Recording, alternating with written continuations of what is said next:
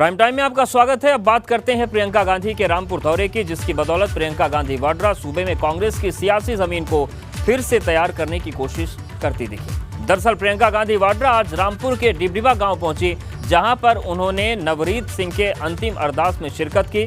नवरीत सिंह की tractor parade के दौरान मौत हो गई थी, जिसके बाद से नवरीत सिंह का परिवार इस बात के आरोप लगा रहा है कि नवरीत की मौत हादसे की वजह से नहीं बल्कि गोली लगने से हुई थी। वहीं नवरीत की पोस्टमार्टम रिपोर्ट से पहले ही साफ हो चुका है कि उसकी मौत गोली लगने की वजह से नहीं बल्कि हादसे की वजह से हुई। बावजूद इसके नवरीत के परिवार के लोग अपने आरोपों पर कायम हैं और रामपुर पहुंची प्रियंका गांधी वाड्रा ने भी नवरीत के परिवार का समर्थन करते हुए न्यायिक जांच की मांग की है।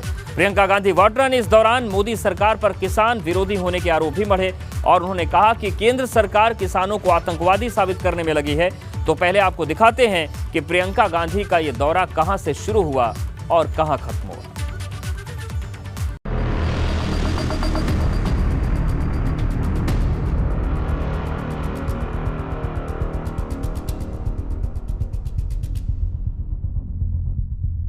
प्रियंका गांधी वाड्रा की ये तस्वीरें वायरल हैं, जहां वो अपनी कार का शीशा साफ करती दिख रही हैं। ये ऐसा ही है जैसे वो कांग्रेस की उम्मीदों पर पड़ी धूल को हटाने की कोशिश कर रही हैं। तस्वीरें उस वक्त की हैं जब प्रियंका गांधी वाड्रा रामपुर के रास्ते में थी और शीशे पर ओस जमने की वजह से उनकी गाड़ी से आगे साफ दिखाई नहीं दे रहा था।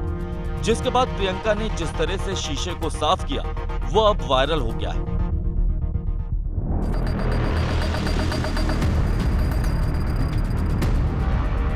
प्रियंका गांधी वाड्रा जब दिल्ली से रामपुर के लिए रवाना हुई तो सड़क पर काफी धुंध थी, जिस वजह से आगे का रास्ता साफ नहीं दिख रहा था।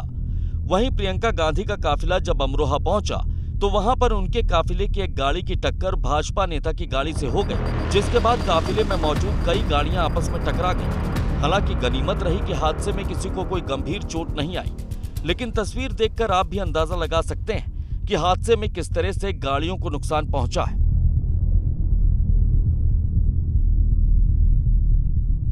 वहीं इसके बाद प्रियंका गांधी वाड्रा की गाड़ियों का काफिला सीधे रामपुर के डिबडिबा गांव की ओर बढ़ गया, जहां पर नवरीत सिंह के भोज कार्यक्रम का आयोजन किया गया था।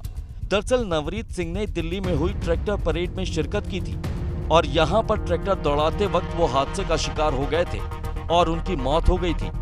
वहीं नवरीत के डिबडिबा गाँव पहुँचने के बाद प्रियंका गांधी वाड्रा ने उनकी अंतिम अरदास में हिस्सा लिया और नवरीत के परिवार के लोगों को ढांढस बंधाया। वहीं इस दौरान प्रियंका गांधी वाड्रा ने मौके पर मौजूद लोगों को संबोधित भी किया और केंद्र सरकार पर सीधा हमला बोला। मैं सरदार हरदीप सिंह जी को कहना चाहती हूं कि आपके पोते की शहादत हम व्यर्थ नहीं होने देंगे। यही कहने के लिए मैं यहां आई हूं और मेरी आशा है कि आप सबके मन में भी यही बात है। इस आंदोलन को तब तक जारी रखेंगे जब तक ये 3 काले कानून सरकार वापस नहीं लेगी। सत श्री अकाल। प्रियंका गांधी वाड्रा ने इस दौरान केंद्र सरकार पर किसान विरोधी होने के आरोप मढ़े और दावा किया कि सरकार सिर्फ उद्योगपतियों को फायदा पहुंचाने के लिए ही देश के अन्नदाता के साथ नाइंसाफी कर रही। प्रियंका गांधी वाड्रा लंबे अरसे से किसान आंदोलन का समर्थन कर रही और इसके सहारे केंद्र की मोदी सरकार पर निशाने साध रही। प्रियंका वाड्रा जी और कांग्रेस के राहुल गांधी जी, ये जो आज आप ड्रामा कर रहे हैं इससे कुछ होने वाला नहीं है। लेकिन वहीं अब इसे लेकर भाजपा नेता भी लामबंद हो गए, जो प्रियंका गांधी वाड्रा की इस कोशिश को उनका सियासी ड्रामा करार दे रहे हैं और आरोप लगा रहे हैं कि प्रियंका सस्ती लोकप्रियता के लिए इस तरह के कदम उठा रही। Bureau report, ABP Ganga.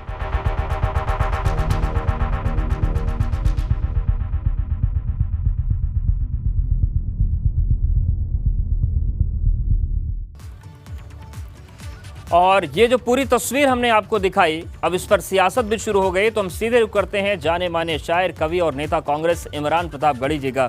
Imran Pratapgarhi जी, स्वागत है आपका एबीपी गंगा पर। जिस तरीके से किसान आंदोलन इस वक्त चल रहा है और जो आज रामपुर का दौरा प्रियंका गांधी वाड्रा ने किया, कई सवाल उठ रहे हैं। सब जानना चाह रहे हैं कि नवरीत की अंतिम अरदास को ही क्यों चुना गया, वहां से क्या संदेश कांग्रेस देना चाहती है?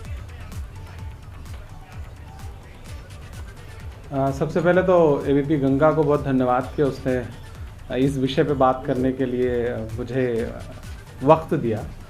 आप ये कह रहे हैं कि लोग ये कह रहे हैं कि नवरीत की ही अंतिम अरदास को प्रियंका जी ने क्यों चुना। मैं तो ये कह रहा हूँ कि आप उस दिन को याद करिए जब सबसे पहले पंजाब से ट्रैक्टर यात्रा शुरू की थी आदरणीय राहुल गांधी जी ने, और जगह जगह उनकी ट्रैक्टर रैली को, उनकी ट्रैक्टर यात्रा को रोकने की कोशिश की थी भाजपा की सरकार ने। किसान आंदोलन को तो उस समय से कांग्रेस शुरू कर रही है, ये तो आज शोक में शामिल होने के लिए प्रियंका जी गई हैं। तो आप हमारे किसान आंदोलन की इस लड़ाई को आज से शुरू मत माने, जबकि ये लड़ाई शुरू ही हमने की है, कांग्रेस पार्टी ने इस लड़ाई को शुरू किया है। जी बिल्कुल इमरान प्रतापगढ़ी जी, लेकिन ये जो हादसा हुआ था नवरीत सिंह का, दिल्ली पुलिस ने एक वीडियो जारी किया था जिसमें तेज रफ्तार से ट्रैक्टर आया, बैरिकेडिंग को गिराने की कोशिश थी, लेकिन दुखद हादसा हुआ जिसमें नवरीत की जान चली गई। अब सवाल ये किए जा रहे हैं कि जो हादसा था उसको आखिर गोलीकांड बताकर क्या माहौल बिगाड़ने की कोशिश हो रही है, तूल क्यों दिया जा रहा है, ये सवाल उठ रहे हैं।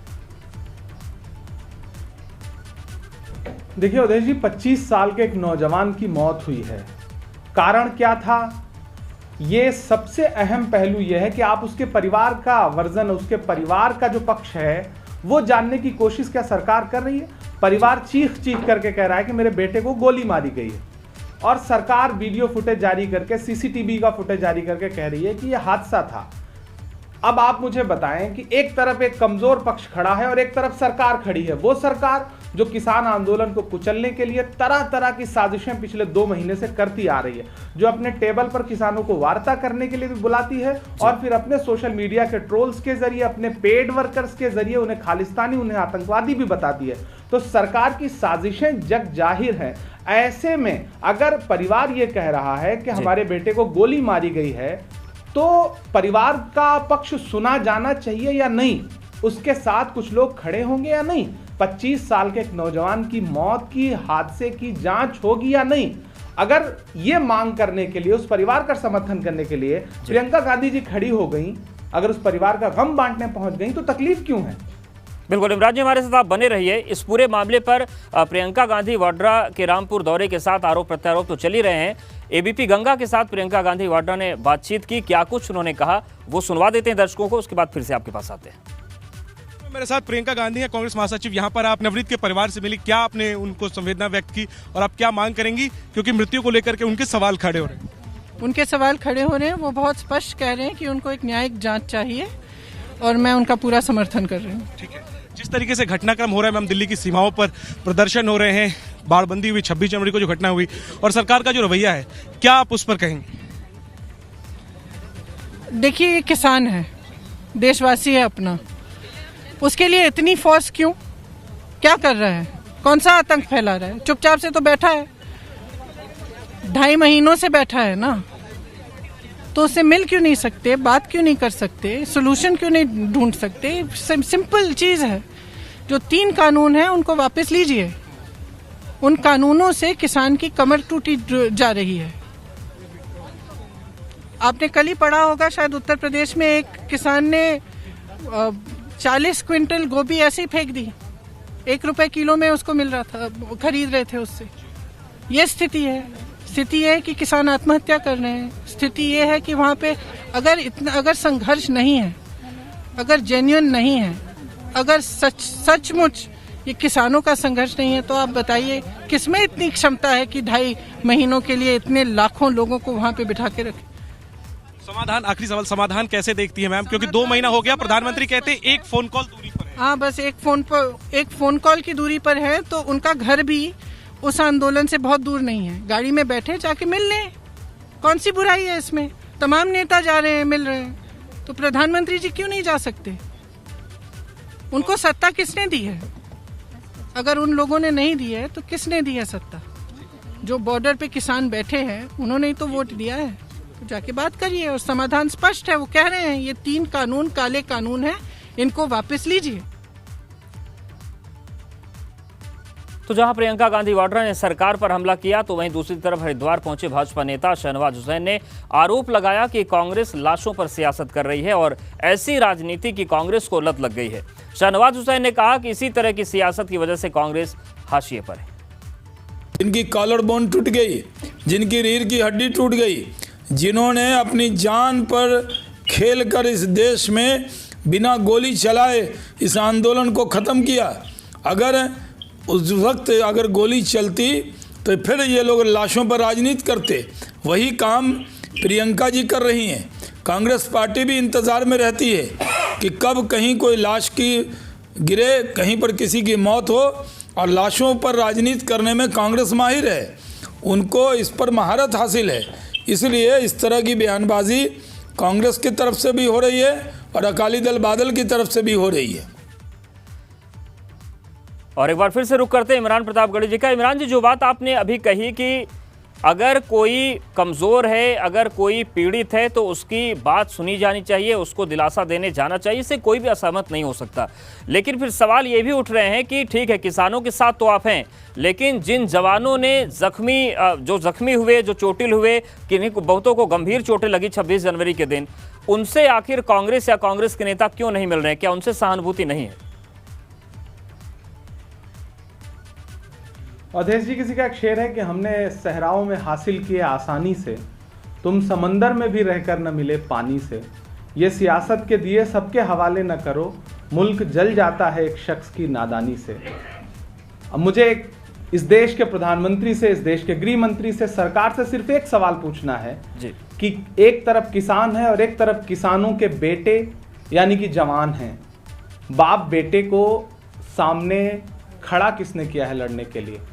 वो कौन शख्स है जो लगातार बेटों से बाप पर लाठियां बरसवा रहा है और बाप को मजबूर कर रखा है उसने कि वो 2.5 महीने से इस ठंडी में, दिल्ली की कड़कड़ाती ठंड में, वो तंबू तान करके या फिर खुले आसमान के नीचे बैठा रहे। सबसे बड़ा सवाल यह है, कौन किससे मिल रहा है, कौन किससे नहीं मिल रहा है। अगर आप ये कह रहे हैं कि कांग्रेस परिवार का कोई नेता अब तक पुलिस के जवानों से मिलने नहीं गया, तो मेरा सिर्फ इस देश से एक सवाल है कि अब तक किसानों से मिलने के लिए उनके तंबुओं तक, उनके आंदोलनों तक भाजपा का कोई नेता क्यों नहीं गया? क्या इतनी दूरियां हैं? प्रधानमंत्री आवास और सिंघू बॉर्डर या फिर गाजीपुर बॉर्डर की दूरी कितनी होगी? बमुश्किल 25 किलोमीटर, 20 किलोमीटर, 15 किलोमीटर। आखिर इस देश के प्रधानमंत्री का कोई प्रतिनिधिमंडल ही चला जाए उनके पास बात करने के लिए। 80-80 साल के बुजुर्ग बैठे हैं, माएं बैठी हैं, बच्चों को लेकर के लोग बैठे हुए हैं। बिल्कुल 70 से ज्यादा मौतें हो चुकी हैं। आखिर आप कितनी कुर्बानियां चाहते हैं? बिल्कुल सवाल कई है और इन सवालों पर देश भी निगाहें बनाए हुए है। शुक्रिया इमरान जी हमारे साथ जुड़ने के लिए और एबीपी गंगा से बातचीत करने के लिए।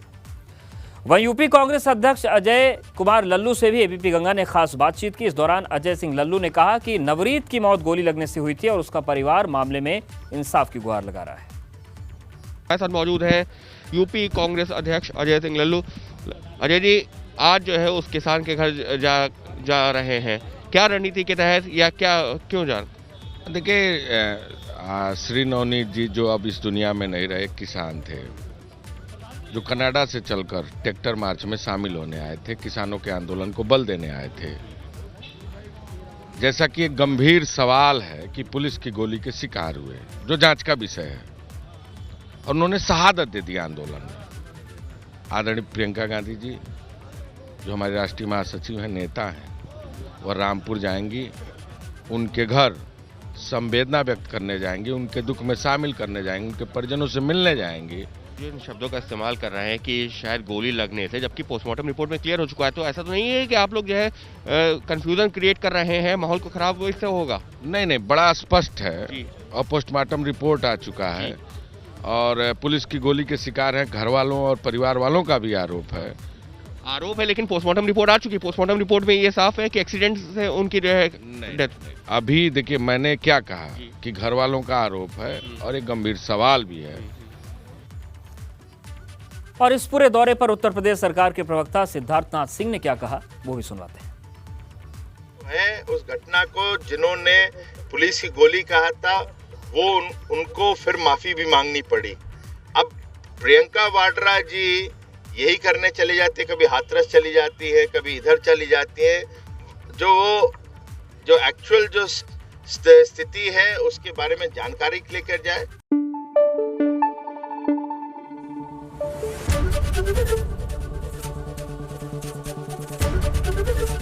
एबीपी गंगा, खबर आपकी, जुबान आपकी।